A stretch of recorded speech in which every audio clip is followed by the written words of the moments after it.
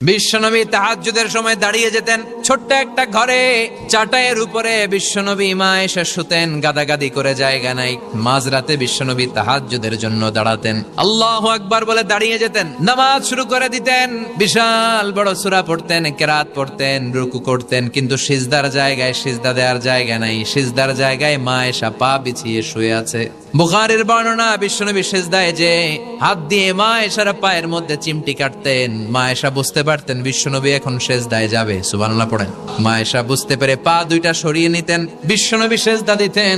সিজদা দিয়ে বিশ্বনবী যখন আবার দাঁড়িয়ে যেতেন, মা আয়েশা পা বিছিয়ে আবার শুয়ে পড়তেন। মা আয়েশা বলতেন বিশ্বনবী দাঁড়িয়ে থাকতে থাকতে এত সময় ধরে তাহাজ্জুদের সালাত পড়তেন, ওনার পা গুলো ফুলে এরকম টিউমারের মতো মোটা হয়ে যেত। দাঁড়িয়ে থাকতে থাকতে বিশ্বনবীর পা গুলো টিউমারের মতো মোটা হয়ে যেত। প্রথম রাকাতে বাকারা, আলে ইমরান পড়ে ফেলতেন, বিশ্বনবীর পা যেন ফেটে যাবে। এভাবে হাত বেঁধে দাঁড়িয়ে থাকতে থাকতে বিশ্বনবীর হাতগুলো বাঁকা হয়ে যেত, ব্যথা হয়ে যেত। বিশ্বনবী তখন হাত দুইটা ছেড়ে দিতেন।